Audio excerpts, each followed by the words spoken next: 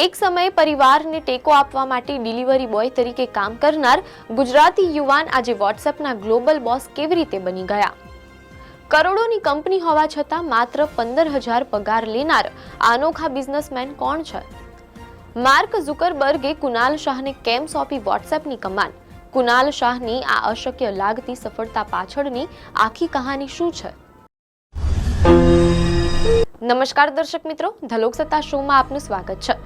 Business અને ટેકનોલોજીની દુનિયામાંથી એક એવા મોટા સમાચાર સામે આવ્યા છે જેણે આખા દેશ સહિત વૈશ્વિક સ્તરે ભારતનું ગૌરવ વધાર્યું છે. વિશ્વના સૌથી લોકપ્રિય મેસેજિંગ પ્લેટફોર્મ વોટ્સએપની કમાન હવે એક ભારતીય અને તે પણ મૂળ ગુજરાતી ઉદ્યોગ સાહસિકના હાથમાં સોંપવામાં આવી છે. મીડિયા અહેવાલોમાંથી પ્રાપ્ત માહિતી મુજબ દુનિયાની દિગ્ગજ ટેક કંપની મેટા પ્લેટફોર્મ્સે જાહેરાત કરી છે કે ભારતીય ફિનટેક સ્ટાર્ટઅપ ક્રેડના સ્થાપક કુનાલ શાહ હવે વોટ્સએપના નવા ગ્લોબલ હેડ એટલે કે પ્રમુખ તરીકેની જવાબદારી સંભાળશે. છેલ્લા 7 વર્ષથી વોટ્સએપના પ્રમુખ તરીકે કાર્યરત વિલ કેથકાર્ટે પોતાના પદ પરથી હટી જવાનો નિર્ણય કર્યો છે. કેથકાર્ટે સોશિયલ મીડિયા પર આ અંગે માહિતી આપતા સ્પષ્ટ કર્યું હતું કે આ પ્લેટફોર્મ અત્યાર સુધીની સૌથી મજબૂત સ્થિતિમાં છે, પરંતુ છતાં પાછળ હટવાનો આ યોગ્ય સમય લાગી રહ્યો છે. જો કે તેઓ મેટા કંપનીના નેતૃત્વમાં પોતાની અન્ય ભૂમિકાઓ ભજવતા રહેશે. જ્યારે વોટ્સએપના ગ્લોબલ બિઝનેસની સંપૂર્ણ જવાબદારી હવે કુનાલ શાહના શિરે રહેશે. આ ઐતિહાસિક નિમણૂકની સાથે જ એક મોટો બિઝનેસ સોદો પણ સામે આવ્યો છે. અહેવાલોમાંથી પ્રાપ્ત માહિતી મુજબ વોટ્સએપની પેરેન્ટ કંપની મેટા દ્વારા કુનાલ શાહની કંપની ક્રેડમાં લગભગ $90 કરોડ એટલે કે આશરે 8,550 કરોડ રૂપિયાનું મોટું રોકાણ કરવામાં આવશે. જો કે કુનાલ શાહે સોશિયલ મીડિયા પ્લેટફોર્મ એક્સ પર સ્પષ્ટતા કરી છે કે મેટા પાસે માત્ર માઇનોરિટી સ્ટેક રહેશે અને તેને ક્રેડના સભ્યોના પર્સનલ ડેટાનું કોઈ એક્સેસ મળશે નહીં. કુનાલ શાહ હવે પોતે સ્થાપેલી કંપનીના રોજિંદા ઓપરેશન્સમાંથી બહાર નીકળીને વોટ્સએપના અબજો યુઝર્સના ગ્લોબલ નેટવર્કને હેન્ડલ કરવા માટે અમેરિકા શિફ્ટ થશે. મેટાના ચીફ એક્ઝિક્યુટિવ ઓફિસર માર્ક ઝુકરબર્ગે કુનાલ શાહની ક્ષમતા પર સંપૂર્ણ ભરોસો વ્યક્ત કર્યો છે.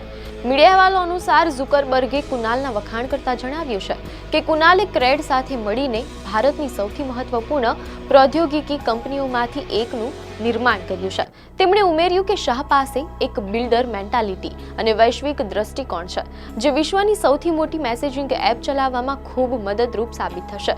હાલમાં વોટ્સએપ દુનિયાભરમાં અંદાજે 3.3 અબજ જેટલા મંથલી એક્ટિવ યુઝર્સ ધરાવે છે, જેમાંથી એકલા ભારતમાં જ તેના લગભગ 85.3 કરોડ જેટલા વપરાશકર્તાઓ છે. પરંતુ મિત્રો, સફળતાના આ શિખરે પહોંચનારા કુનાલ શાહની વાર્તા કોઈ ફિલ્મી પટકથાથી કમ નથી. મૂળ ગુજરાતી પરિવારમાં જન્મેલા કુનાલ શાહનો ઉછેર અને શિક્ષણ મુંબઈમાં થયું હતું. મીડિયાના અહેવાલોમાંથી પ્રાપ્ત માહિતી મુજબ એક સમય એવો હતો જ્યારે તેમનો પરિવાર ભીષણ નાણાકીય કટોકટીમાંથી પસાર થઈ રહ્યો હતો. તે કપરા સમયમાં કુનાલ શાહે પોતાના પરિવારને ટેકો આપવા માટે ડિલિવરી બોય અને ડેટા એન્ટ્રી ઓપરેટર તરીકે પણ નાની ઉંમરે કામ કરવું પડ્યું હતું. મીડિયા અહેવાલો અનુસાર ઇન્ફોએજના સ્થાપક સંજીવ બિખચંદાણીએ સોશિયલ મીડિયા પર કુનાલ શાહ સાથેની એક જૂની મુલાકાતનો કિસ્સો શેર કર્યો છે. તેમણે લખ્યું કે સામાન્ય રીતે સ્ટાર્ટઅપના ફાઉન્ડર્સ IIT કે IIM જેવા પ્રતિષ્ઠિત સંસ્થાનોમાંથી આવતા હોય છે, પરંતુ કુનાલ શાહ આ બધાથી અલગ છે કારણ કે તેમણે મુંબઈની વિલ્સન કોલેજમાંથી ફિલોસોફી વિષયમાં ગ્રેજ્યુએશન કર્યું છે. જ્યારે સંજીવ બિખચંદાણીએ તેમને પૂછ્યું કે તમે ફિલોસોફી કેમ ભણ્યા? શું 12મા ધોરણમાં માર્ક્સ ઓછા હતા કે પછી આ વિષયમાં રસ હતો? ત્યારે કુનાલ શાહે ખૂબ જ હૃદયસ્પર્શી જવાબ આપ્યો. તેમણે કહ્યું હતું કે પરિવાર આર્થિક મુશ્કેલીમાં હોવાથી તેઓ દિવસ દરમિયાન ફૂલ ટાઈમ ડેટા એન્ટ્રી અને ડિલિવરીનું કામ કરતા હતા અને ફિલોસોફી એકમાત્ર એવો વિષય હતો જેના ક્લાસ સવારે 8 થી 10 વાગ્યાના વહેલા સમયમાં ચાલતા હતા, જેથી તેઓ કામની સાથે સાથે ભણી શકે. આ સંઘર્ષને સલામ કરતા બિખચંદાણીની આ પોસ્ટ અત્યારે ભારે વાયરલ થઈ રહી છે. કુનાલ શાહે વર્ષ 2023માં પોતાની એક જૂની યાદ શેર કરતા લખ્યું હતું કે બાળપણમાં તેમને પતંગો ઉડાવવાનો ભારે શોખ હતો, પરંતુ નવા પતંગ ખરીદવાના પૈસા ન હોવાથી તેઓ 2-3 મહિના સુધી બીજાના કપાયેલા પતંગો પકડતા હતા. તેઓ પતંગને આકાશમાં અમુક ઊંચાઈ સુધી લઈ જઈને ફરી પાછા સાચવીને ઉતારી લેતા જેથી તે ફાટી ન જાય, જેના કારણે આસપાસના લોકો તેમને રમૂજમાં ટેસ્ટર કહેતા હતા. તેમણે ભાવુક થઈને લખ્યું હતું કે હું 9 થી 10 વર્ષનો હતો ત્યારે શક્ય એટલા વધારે પતંગો ખરીદવા માટે મને સુપર પાવર મળે તેવી ઈચ્છા રાખતો હતો. અને તેમની મહેનત રંગ લાવી.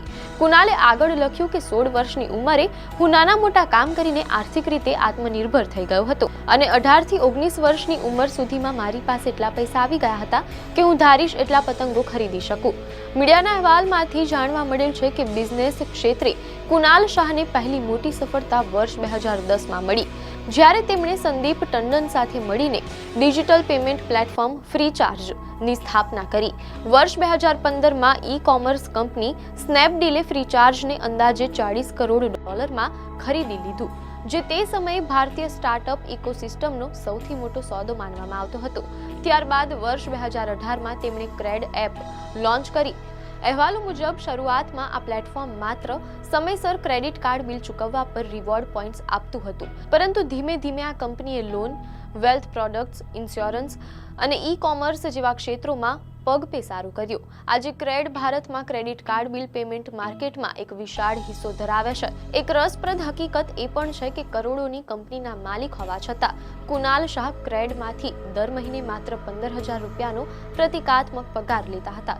તેમનું માનવું હતું કે જ્યાં સુધી કંપની સંપૂર્ણપણે નફાકારક ન બને ત્યાં સુધી સંસ્થાપકે મોટો પગાર લેવો જોઈએ નહીં. વોટ્સએપના સર્વોચ્ચ પદે નિયુક્ત થયા બાદ કુનાલ શાહે એક્સ પર પોતાની 2015 થી 2025 સુધીની 10 વર્ષની સફરનો ચિતાર આપ્યો છે. તેમણે જણાવ્યું કે 2015માં ફ્રીચાર્જ છોડ્યા બાદ 2018માં તેમણે પોતાની $10 લાખ વ્યક્તિગત મૂડીથી ક્રેડની શરૂઆત કરી હતી. 2019 થી 2025 દરમિયાન શૂન્યથી શરૂ કરીને કંપનીએ 1.7 કરોડ પ્રીમિયમ મેમ્બર્સ મેળવ્યા અને વૈશ્વિક રોકાણકારો પાસેથી $90 કરોડનું ફંડ એકત્ર કર્યું. પોતાના નવા પદ અંગે ઉત્સાહ વ્યક્ત કરતા કુનાલ શાહે જણાવ્યું છે, વોટ્સએપ આજે ભલે ખૂબ આગળ વધી ગયું હોય, પરંતુ વર્તમાન સ્થિતિ અને તેની વાસ્તવિક ક્ષમતા વચ્ચે હજી પણ ઘણો મોટો તફાવત છે. તેઓ વોટ્સએપને આગામી ઊંચાઈ પર લઈ જવા માટે માર્ક ઝુકરબર્ગ અને મેટાની લીડરશિપ ટીમ સાથે કામ કરવા ઉત્સુક છે. એક સામાન્ય ડિલિવરી બોય તરીકે કામ શરૂ કરનાર ભારતીય યુવાન આજે વિશ્વની સૌથી મોટી કમ્યુનિકેશન એપનો ગ્લોબલ બોસ બનવા જઈ રહ્યો છે, જે દેશના લાખો યુવાનો માટે એક નવી પ્રેરણા સમાન છે. આપને માહિતી સારી લાગી હોય તો વિડીયોને લાઈક અને શેર કરજો, ચેનલને સબસ્ક્રાઇબ કરજો.